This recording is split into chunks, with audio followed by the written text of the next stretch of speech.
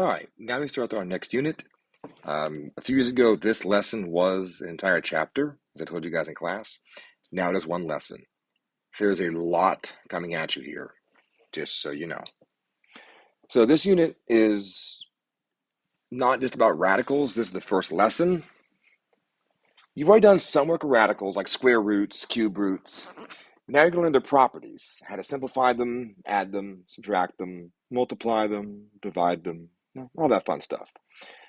So radical expressions are expressions that have a radical, which looks like this.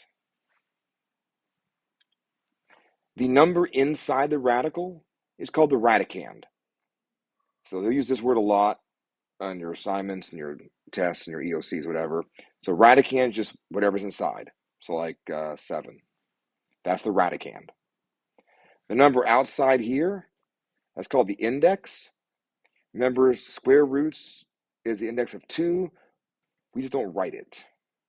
But anything else we'd write. So, cube root of 9, the fourth root of 15, we'd write those. If I say square root of 8, you would write square root 8. If you want to, you can write the 2 here. It's not incorrect. It's not wrong. This is one of those things that it's understood to be there. That's unnecessary to write, though. So the first part of the lesson is simplifying these things. We're going to do square roots and cube roots.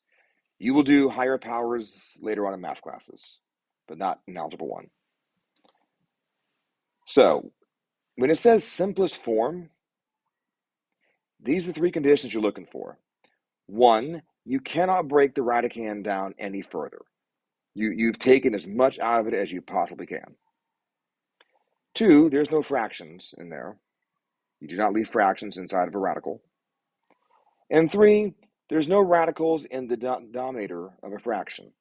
This is more of a throwback to the olden days, as you guys would call it, like the 1950s and 60s, when we didn't have calculators. So to do your division with radicals, you had to actually use charts and tables in the back of your textbook and do things by hand. So I'm going to have you guys do a different method than what the book shows you. The book wants you to guess and check using perfect square numbers. I think that takes you a little too long. So what we're going to do is a factor tree. So say, for example, we have 216. What we want to do is factor tree this thing down. You've done it before. So you break it down, you go, what times what is 216? There's no right or wrong answer here. It's just you're finding a pair of factors. In the end, you're going to have the same answer no matter what happens. So if you have an even number, you can always use 2. So 2 times 108. 2 cannot be broken down at all, so circle that. 108 is even, use 2. 2 times 54. Again, you circle 2. 54, there's different possibilities, but you're probably going to use 9 times 6, most of you. And that's fine. Those still break down.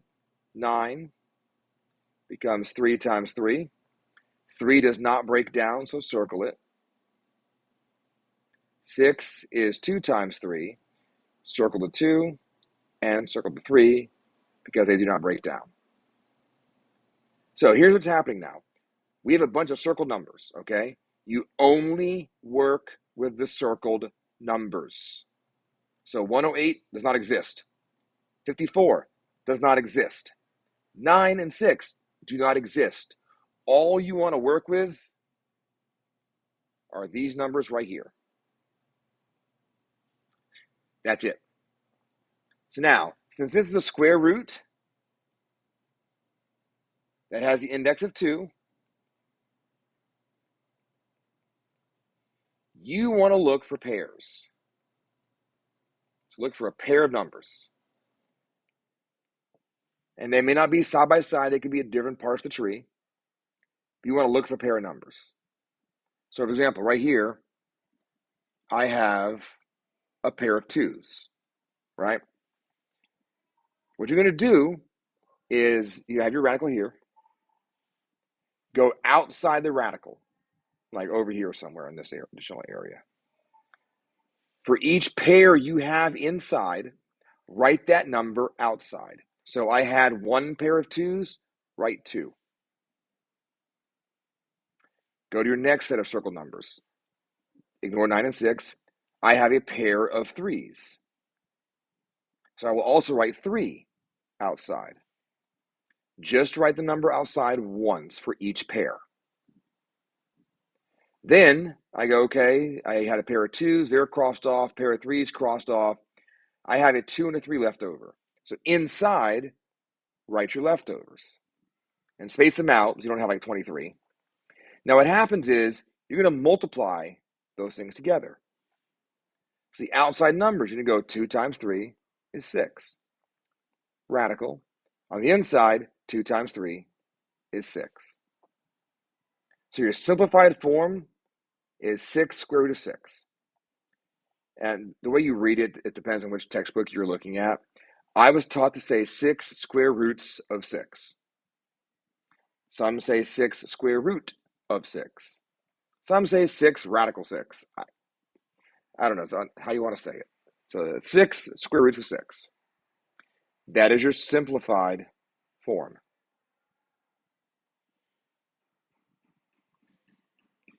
If they say simplify the square root of 50, we're going to factor tree that. So I got 50. There's different options. You'll probably think of 5 times 10 first, which is fine. So 5 does not break down. Circle it. 10 is 5 times 2. Circle the 5 and circle the 2. So you draw your radical. Find pairs of numbers. Well, I got a pair of 5s, so I can put 5 outside. I only have a 2 left over, so I put 2 inside. There's nothing to multiply, so it's 5 square roots of 2. What if we do the square root of 480? Let's go big. So 480, let's tree this down. So 48 times 10. If it ends in 0, use 10. It's just faster. Because 10 is always 5 times 2.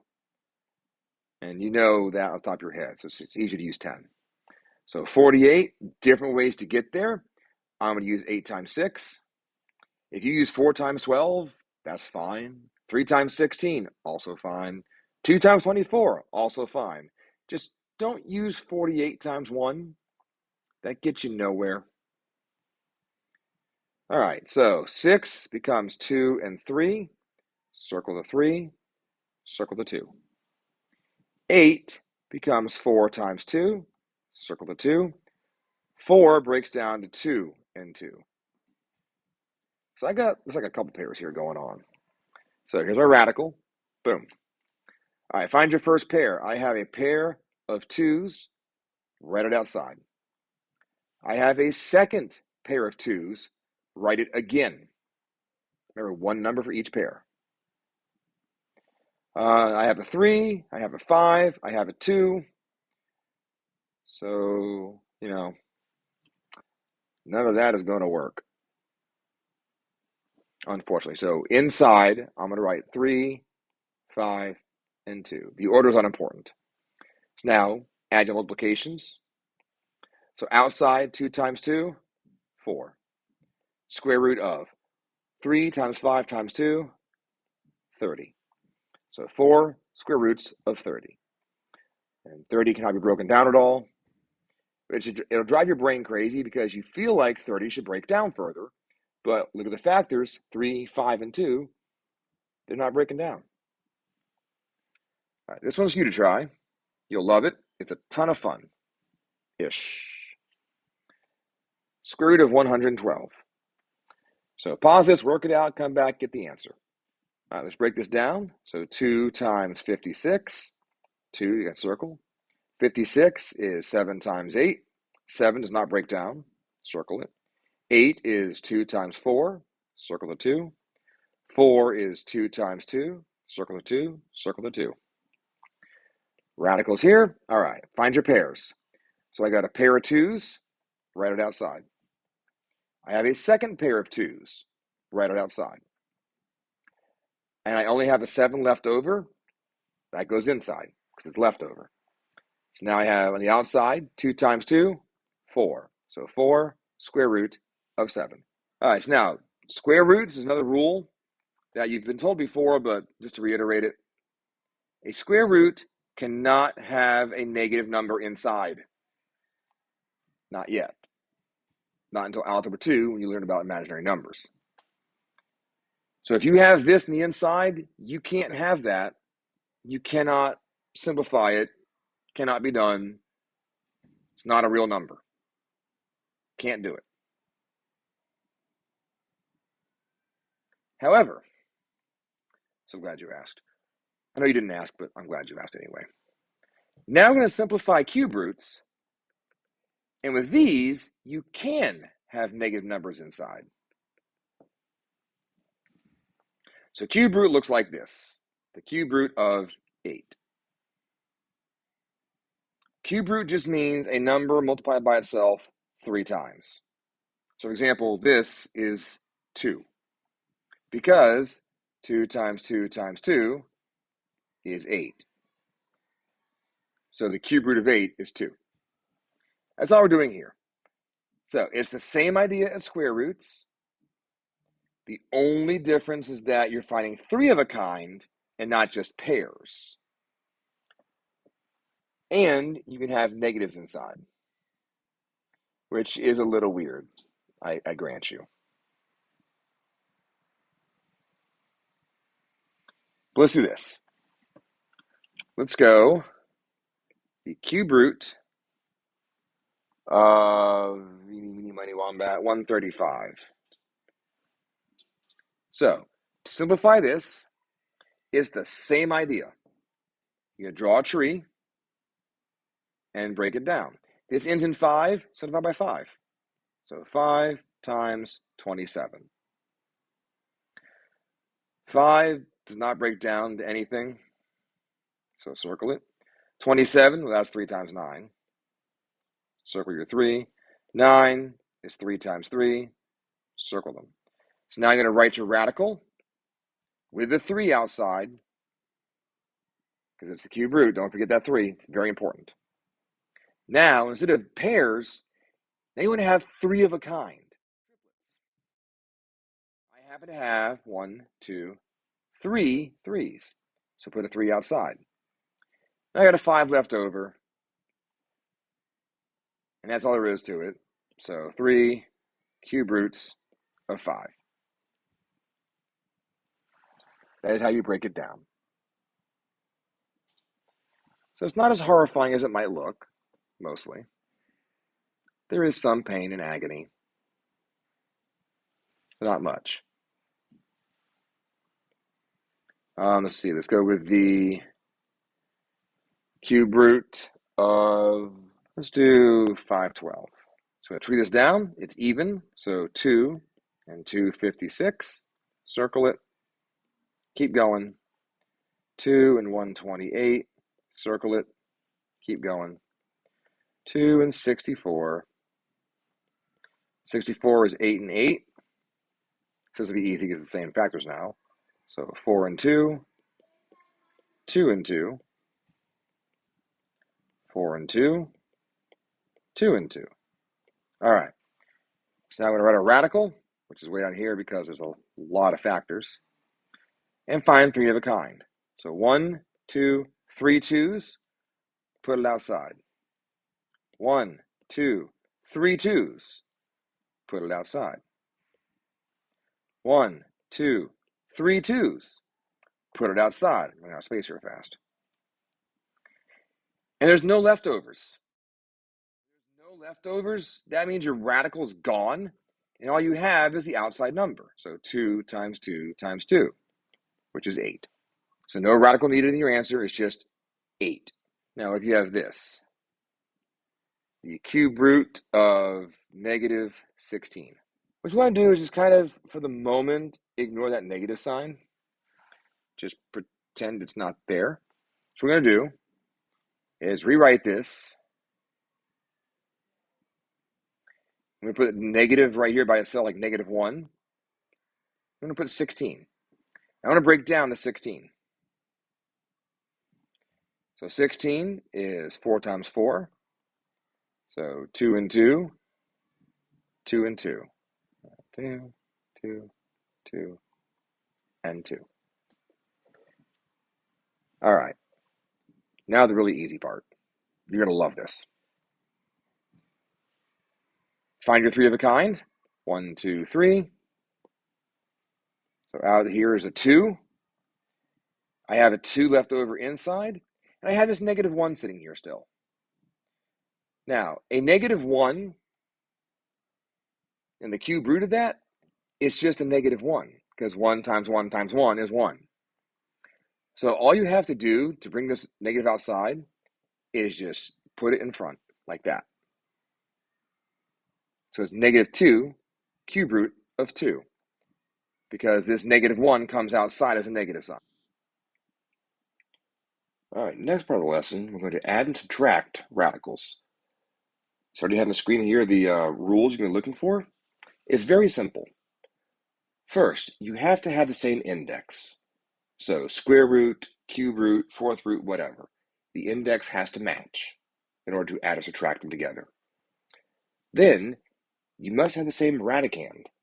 So the number inside has to also match. If it doesn't, you can't combine them. So your process is very, very simple. For every radical you see, simplify the radicand as much as possible. Then, like you did with polynomials, find like terms, like radicals, and combine them. So it looks something like this. Let's go nice and easy. Square root of 8 plus square root of 18. Now your instinct is to go, oh, square root of 26. But it doesn't work that way. You can't do that. You have to simplify these like we did before. So we break down 8,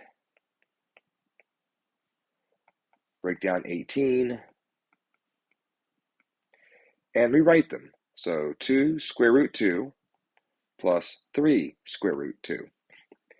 Now go to your radicals and go, okay, which radicals have the same index and the same radicand?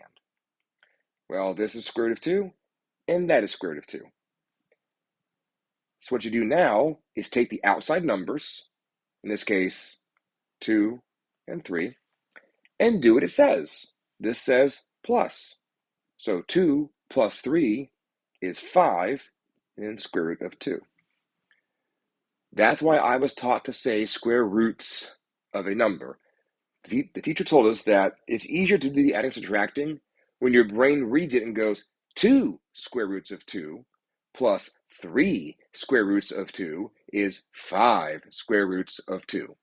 Because in your head, you're just counting, like saying 2 dogs plus 3 dogs is 5 dogs. So that's all you have to do. Simplify the insides, find the ones that match, and then add and subtract the outside numbers. Let's say we have 2 square root of 3 plus 4 square root of 2 minus the square root of 8 plus 4 square root of 3. Okay, so some of these are already simplified. This one's done, this one's done, this one's done. Let's break 8 down. We just did that. That was 2 square root of 2. So I actually have 2 square root of 3 plus 4 square root of 2 minus 2 square root of 2 plus 4 square root of 3. Now find your matching radicals. So I have a square root of 3 and a square root of 3. Put those together. 2 plus 4, 6 square roots of 3. I have a square root of 2 and a square root of 2. So put those together. 4 minus 2 is still positive 2, so plus 2 square root of 2. If that had been a negative 2, you'd have put a minus in the middle there. So kind of think of this as the sign to the answer. In this case, it was positive. If it had been reversed, you would have had a minus sign there. But that is your final answer. It's kind of ugly. 6 square root of 3 plus 2 square root of 2. That's your answer. We don't go find decimals for it. We just leave it. Hideous. A little disgusting. But, not too awful bad. Okay.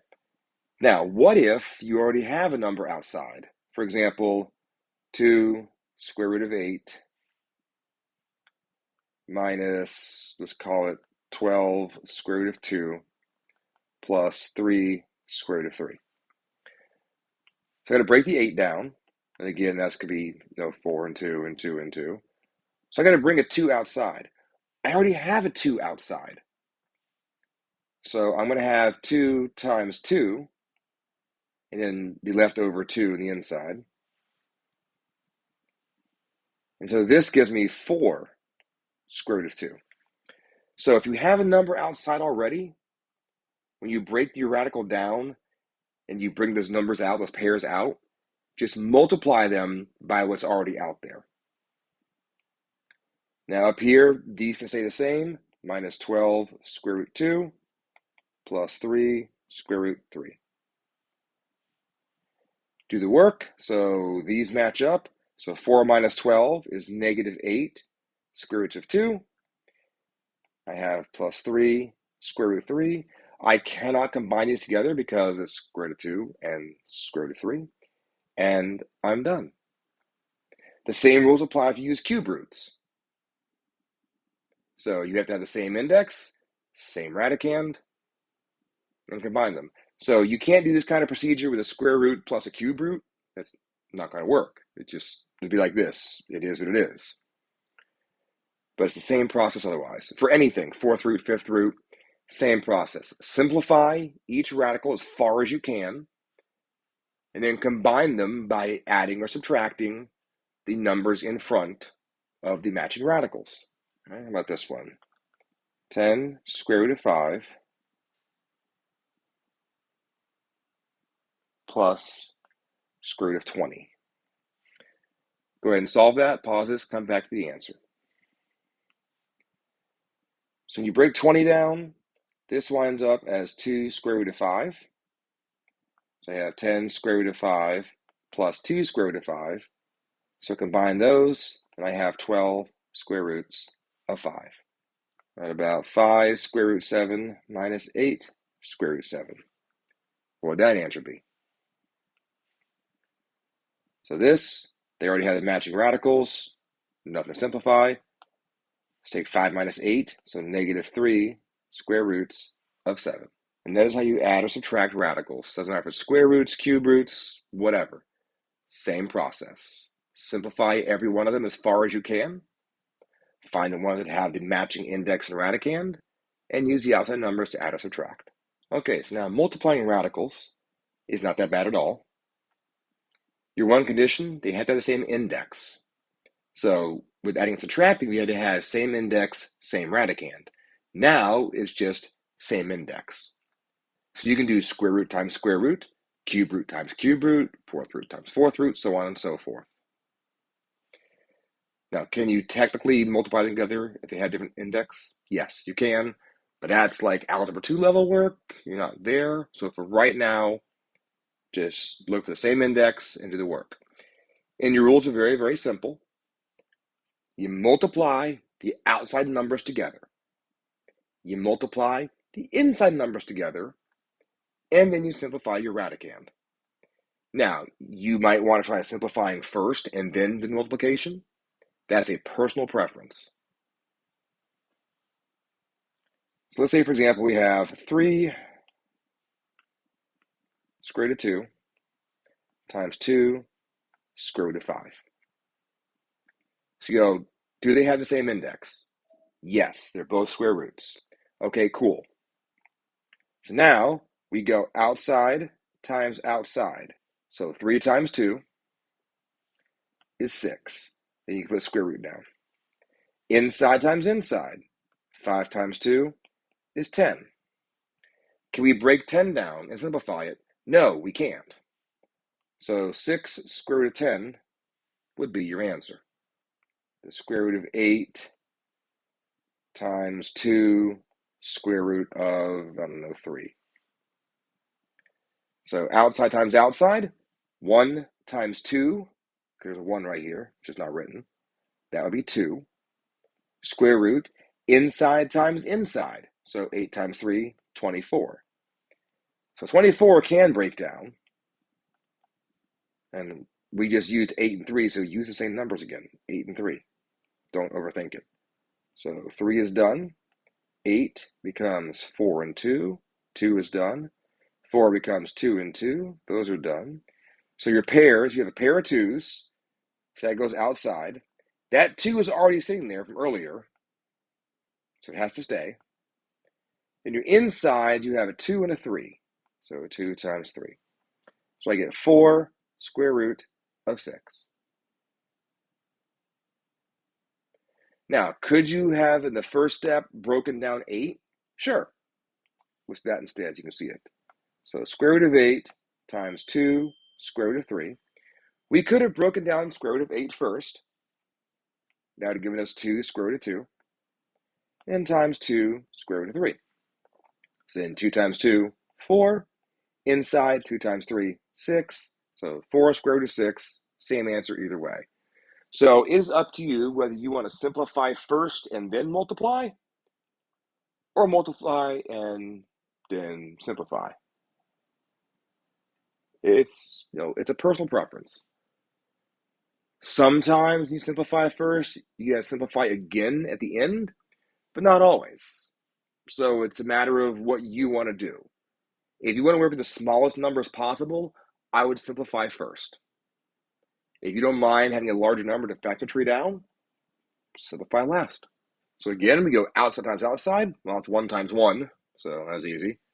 So I have the cube root of 108. So I'm going to tree that one down. I obviously use 9 and 12 because it's right there, staring at me. So 9 becomes 3 and 3. Those are both done. 12 becomes 3 and 4. 3 is done. 4 is 2 and 2. So since it's a 3 index, I need to have 3 of a kind, which I do right here. 1, 2, 3. So a 3 comes outside. The cube root stays. And I just have these two 2's inside. So 2 times 2. So 3 cube root of 4 gives your final answer.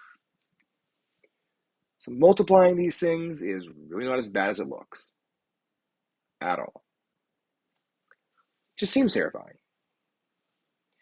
Now, there are some that you want to recognize how to do faster. Like this. Square root of 6 times square root of 6.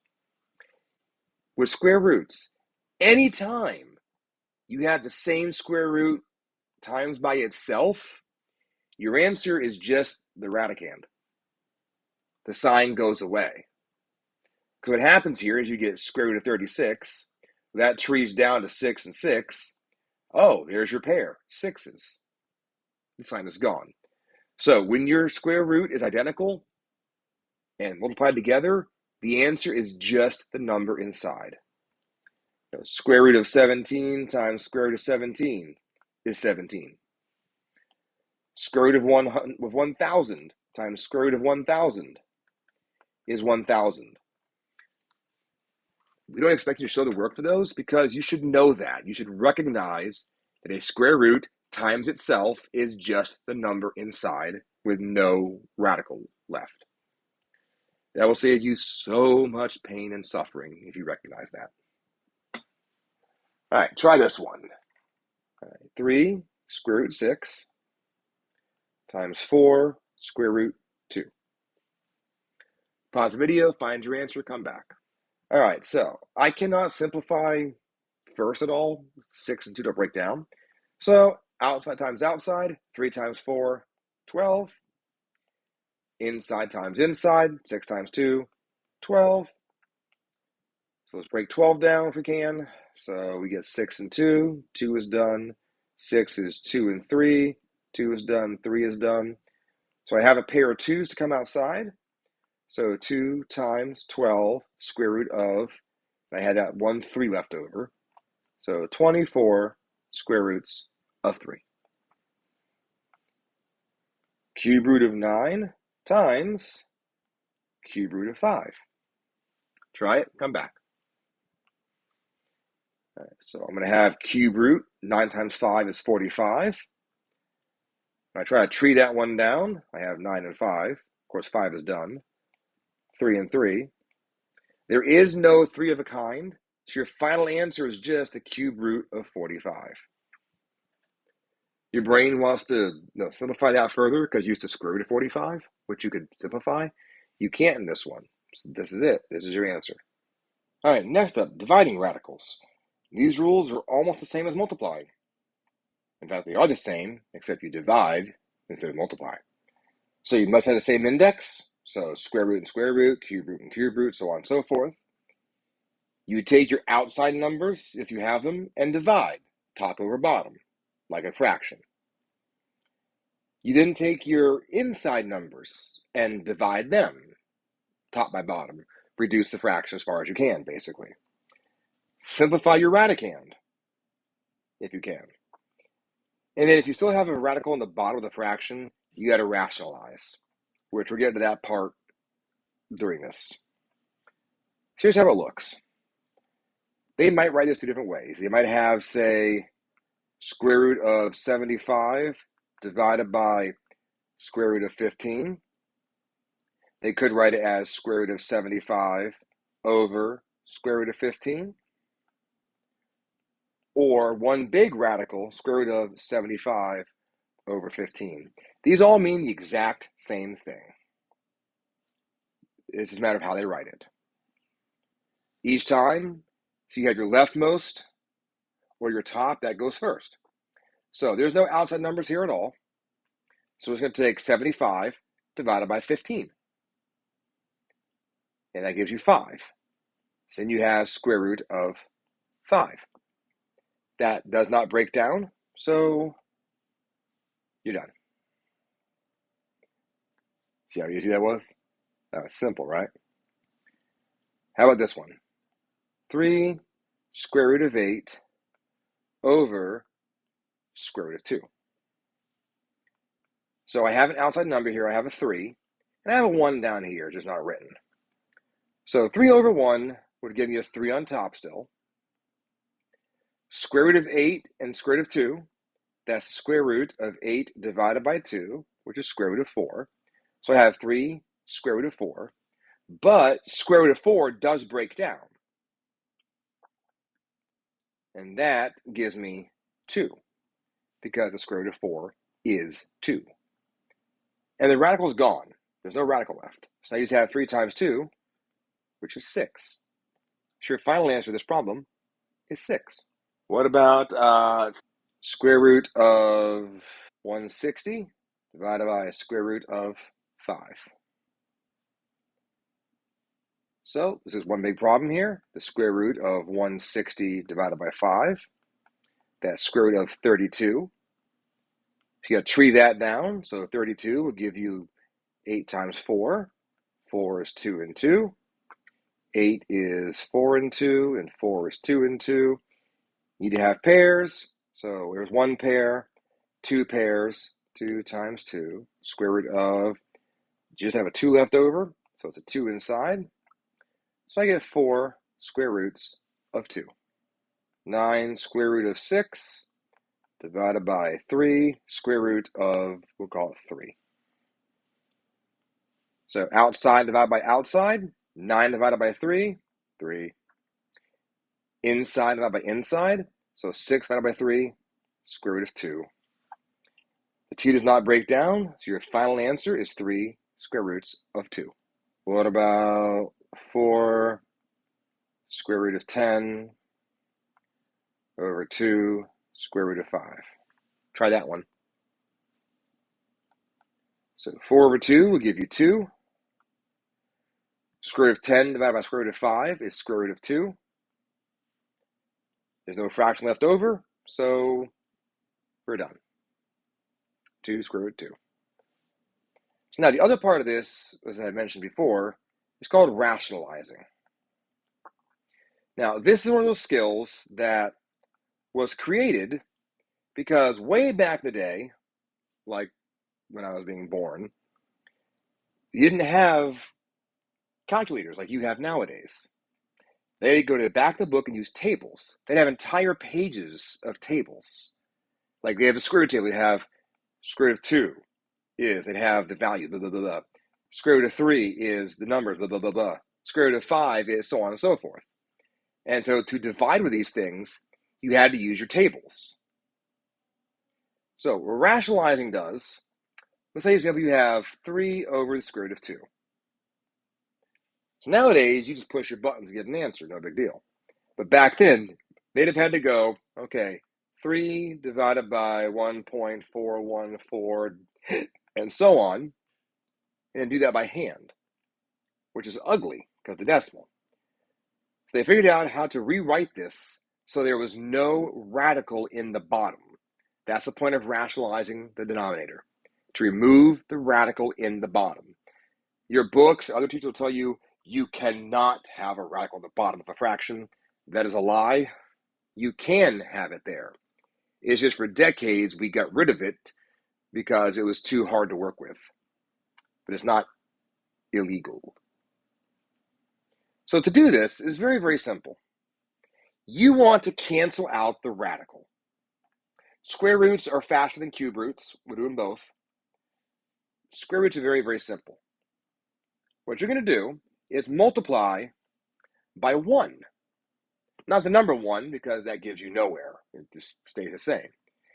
You're going to multiply by something that is equivalent to 1, so it's not going to change the value of anything. It's going to cancel things out. And this is how you do that. You have a square root of 2 right here. All right? So over here, I'm going to put a square root of 2 over a square root of 2. I do that because this fraction here, that's 1. So I'm not actually changing the value of my fraction at all. I'm just changing how it looks. And as we discussed earlier, when you have a square root times itself, the radicand stays and the radical sign goes away. So this gives you 3 square root of 2 over 2. So back in the day, this was easier to work because they would go 3 times 1.414, blah, blah, blah, blah, then divide that by 2. That was easier to do on paper than trying to do 3 divided by a square root of 2. That's why we still have this procedure. It's outdated. It's unnecessary nowadays. And I know some math teachers don't even worry about it anymore. I just don't stress it. But it's in your book, probably in your EOC, so I want to make sure you saw it and know how to do it. So let's do a few more of these, because it's kind of weird. I'll grant you that. All right, let's say we have 11 over the square root of 5. I want to rationalize that. So square roots is very, very simple. You take your radical, you put it at the bottom, you put it in the top. And you get 11 square root of 5 over 5.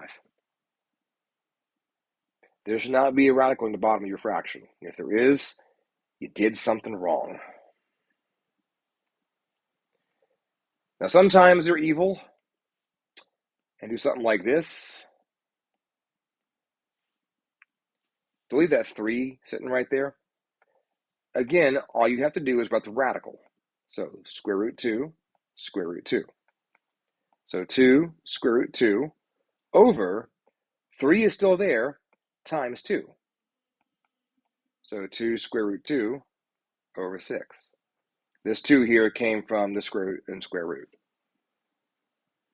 And then you could even take this and reduce. 2 over 6, you square root of 2 over 3. Cube roots are the same, just an added step in here. 4 over the cube root of 3. So again, it's going to be a cube root and cube root. That's easy. But here's the catch. You don't just put the numbers inside. Because it's a cube root, you're going to have 3 of a kind. Remember that? So I have 1 3 so far. And that is Skippy right here. I need 2 more. So I'm going to put 3 squared and 3 squared. Because I got to have 2 more 3s. I got to have 3 total. So this would be 4 cube root. 3 squared is 9. And down here, it would just be 3. Because it's the cube root of 3 times 3 times 3. So only catch a cube roots is you got to watch that extra power you might need. It's irritating. I'm not going to lie. Not fun. But not bad. 2 over the cube root of 5. I'm going to multiply, cube root, cube root. I have 1 5, I need 2 more. So 2 cube root 25 over 5. And here's one a little trickier. 5 over the cube root of 4. What your book would probably expect you to do is to go, well, 4 is 2 squared. So I already have 2 2's, I just need 1 more. So cube root of 2, cube root of 2. So 5 cube root of 2 over 2. What about 7 over the cube root of 9? So let's check real quick. 9 is 3 squared. So I need 1 more 3. So cube root of 3, cube root of 3, multiply 7 cube root of 3 over 3. And that is rationalizing.